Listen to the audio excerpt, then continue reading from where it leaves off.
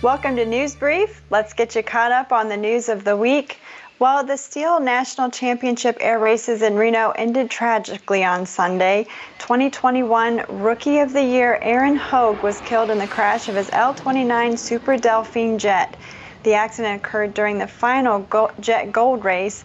Now, Hogue rounded a gate and began to climb, and announcers said that was unusual. Then the L-39 stopped climbing, rolled left and right, and then descended into the ground. The Reno Air Racing Association suspended all operations after the accident. The FAA and NTSB are all investigating. Now, the AOPA Air Safety Institute will be releasing an early analysis of this accident soon. Watch for it to pop up on their YouTube channel.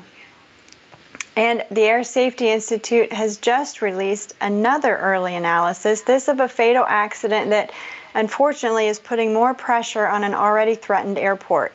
Earlier this month, an instructor and student pilot on an introductory flight crashed at Santa Monica Airport.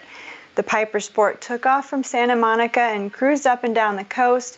It returned to Santa Monica and on short approach pitched up suddenly. The second theory of why it pitched up is based on some audio that we can get from liveatc.net. We can hear what appears to be someone in the cockpit saying with an increasingly panicked voice, "Let go, let go, let go." After that, the airplane spirals down and crashes. So, based on that cockpit communications, it could be that someone inside the cockpit, presumably the student, panicked for some reason, grabbed the stick, the Piper Sport has a stick, not a yoke, and pulled back aggressively, and the other person in the cockpit, presumably the instructor, simply didn't have enough time or enough force to overcome the panicked occupant.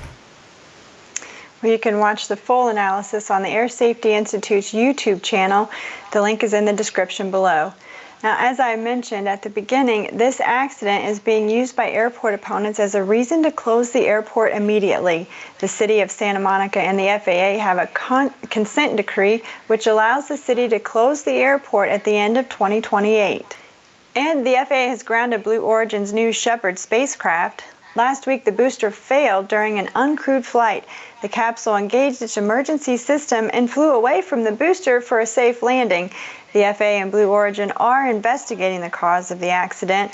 Now, the feds won't let the rocket fly again until what went wrong is nailed down.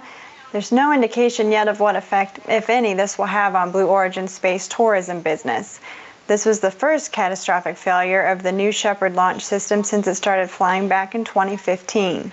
Here's another situation no one wants to be in: ditching an airplane followed by an emergency exit in the water. It's a good idea to train for this scenario just in case. Well, one way to prepare, take an underwater egress course. AOPA senior photographer Chris Rose took the course at FMTC Safety in Houma, Louisiana. Chris practiced getting out of an AUET, or Airplane Underwater Escape Trainer, in several scenarios: through a window, through a door, and after flipping upside down. You know, I really think anybody that does any degree of, seaplane flying, or even if you're just flying over water a lot, if you live in Florida or, up around the Great Lakes, I think that it's super important that everyone at least consider taking this course or some variation of it, because it's one of those things that unless you do it, you will never know exactly how it feels. And now I do. I would like to think that it would help me if the unfortunate situation ever happened where we went into the water, but I feel a little bit better prepared for it now. Well, the course is offered as part of the Seaplane Safety Institute by Southern Seaplane, a flight school near New Orleans. You can find the full video from the course on our YouTube channel and find the link in the description. We're getting closer to an electric airliner. Aviation's Alice prototype completed a high-speed taxi and rotation test Sunday. That should be the final step for its first flight. Alice is a 9-seat commuter aircraft that uses Magni-X electric engines. Aviation claims a 440 nautical mile range and a top cruise speed of 250 knots for Alice. Cape Air Regional Airline has already ordered 75 Alices. Meanwhile, regional airline Republic Airways lost one in front of the FAA. Republic wanted to reduce the 1,500-hour requirement for first officers. The airline runs its own flight school and argued, among other things, that its trained pilots were qualified to take the right seat with less than the mandated number of hours. FAA said, nope. Pilot unions and other airlines also opposed the change.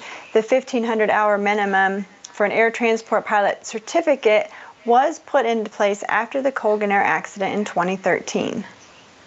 However, it is possible to get an ATP rating with less than the 1,500 hours if you have military flying experience or a bachelor's degree in required aviation coursework. Check out FAR 61.159 and 160 for more information, or you can call in and ask the experts in our AOPA Pilot Information Center. Republic Airways, by the way, partners with American, Delta, and United Airlines, and United has now finalized a partnership with Southern Illinois University at Carbondale. The school has become part of United's Aviate program, which provides a direct pathway to a United flight deck. Some 21 schools and flight schools are now partners in United Aviate. Tecnam's new Grand Lusso is simple enough to serve as a flight school trainer, yet capable enough to be a respectable cross-country machine. It's the luxury model in the Italian manufacturer's P2010 line. The Grand Lusso has a spacious, swanky leather interior, distinctive interior trim, and Garmin G1000 NXI avionics. It's powered by a Continental CD170 turbo diesel engine with a single power lever, no propeller RPM lever, and no mixture control. So what's it like to fly? AOPA's Tom Horn can tell you. Read about his flight in the November issue of AOPA Pilot Magazine, or watch the video on our YouTube channel. And we're going to get a fancier WAAS soon. WAAS, or that's Wide Area Augmentation System, is what makes civilian GPS accurate enough to use for instrument approaches. The FAA has just contracted with Raytheon for a technical update to WAAS. The update will make WAAS even more accurate. If you'd like to understand how WAAS works, check out the link in the description below. And a special honor for Air Force Colonel and astronaut Eileen Collins. The National Aeronautic Association will be awarding her the 2022 Wright Brothers Memorial Trophy in December. The NAA said that Collins has been an explorer, educator, spokesperson, and champion for aerospace. Collins was an Air Force command pilot, instructor, and test pilot. She joined NASA in 1991 and was the first woman to command the space shuttle. Congratulations, Eileen. But speaking of the Wright brothers, one museum in Dayton has 2 flying replicas of the Wright Model B Flyer. The Wright B Flyer Museum is on the flight line at Dayton Wright Brothers Airport. The focus is on the Wrights' career in 1911. They've been flying one of the replicas since the 80s. The other one has just been finished and is still in Phase 1 testing. That airplane has been in the local area significantly over events, parades, whatever else, but we wanted to retire that one in favor of this one.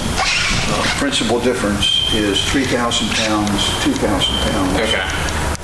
And actually, this is more representative of what the B actually looked like. The new one takes a bit of an anachronistic license. It's equipped with a Dynon Skyview and ADS-B compliance. You can see a longer video of the tour on our YouTube channel.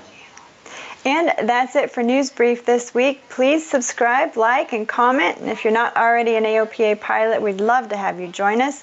We'll see you back here next Friday.